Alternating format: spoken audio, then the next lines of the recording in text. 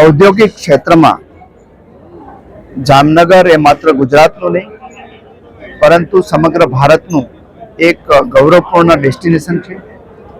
અહીંયાનો જે બ્રાસપાટ ઉદ્યોગ છે એ માત્ર ભારતની મોટાભાગની જરૂરિયાતને પૂરું પાડે છે એટલું જ નહીં, પણ દુનિયાના અનેક દેશોમાં એક્સપોર્ટ પણ થાય છે.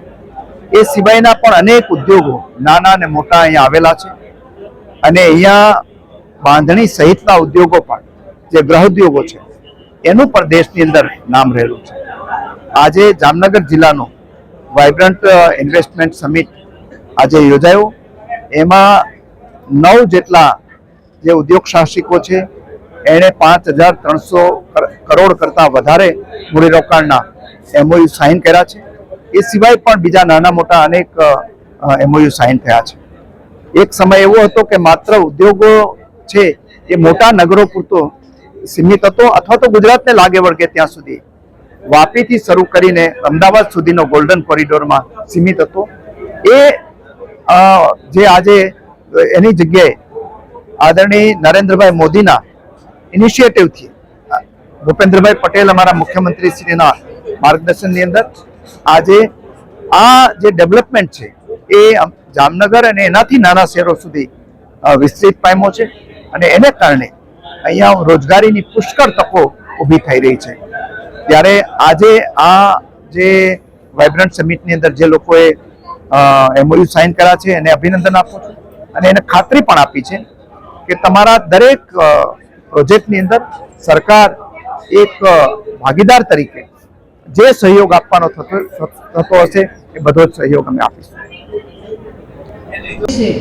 એ ફર્સ્ટ સ્ટેપ હતું આપણા ઉદ્યોગોને સમગ્ર વિશ્વમાં એક એની અલગ ઓળખ બતાવવા માટે અને સમગ્ર વિશ્વમાંથી સમગ્ર દેશમાંથી રોકાણકારોને આપણા ગુજરાતમાં આવી અને રોકાણ માટે થઈ અને પ્રોત્સાહિત કરવા માટેનું આ ફર્સ્ટ સ્ટેપ 2003માં મોદી સાહેબની આગેવાનીમાં આપણે બધા ચડ્યા. શરૂઆતના દિવસોમાં ખૂબ અઘરું હતું રોકાણકારોને કન્વિન્સ કરવા, માળખાકીય સુવિધા ઉપલબ્ધ કરાવી, ટ્રાન્સપોર્ટેશનની ફેસિલિટી અને એમને એ બાંહેધરી આપી કે તમે આ પ્રદેશના ઉદ્યોગકારોમાં વિશ્વાસ રાખીને રોકાણ કરશો તો બમણો લાભ મેળવીને જશો.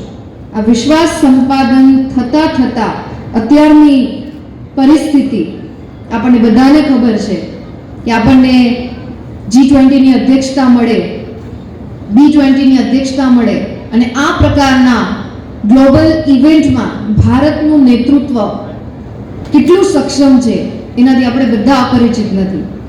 અને મુખ્ય હેતુ અને ઉદ્દેશ્યો પહેલા જ કીધું એમ કે રોકાણકારોને આકર્ષવા, વૈશ્વિક તેમજ સ્થાનિક ભાગીદારી મંડળમાં વધારો કરવો, અર્થતંત્ર અને વિકાસના અવસરોમાં વધારો કરવો, સ્થાનિક વિકાસને વૈશ્વિક દ્રષ્ટિ આપવી.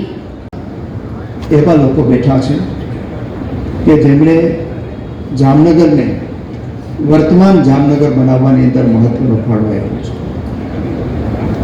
એક સમય એવો હતો કે સરકારો છે એ વેપારીઓ ઉદ્યોગપતિઓથી દૂર ભાગતી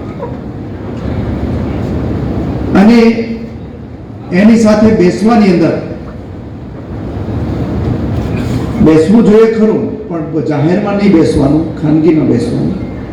આ એક પરંપરા દાયકાઓ સુધી ચાલે. ગુજરાતની અંદર મુખ્યમંત્રી શ્રી તરીકે નરેન્દ્રભાઈ આવ્યા અને એને આ પરંપરા તોડી અને એને કહ્યું જાહેરમાં કે વેપારીઓ છે અને ઉદ્યોગ સાથે સંકળાયેલા છે એ બધા જ સંપત્તિના સર્જકો છે અને દેશની પ્રગતિના જે મુખ્ય વાહકોમાંના એક છે. એટલે સરકાર એની સાથે ભાગીદાર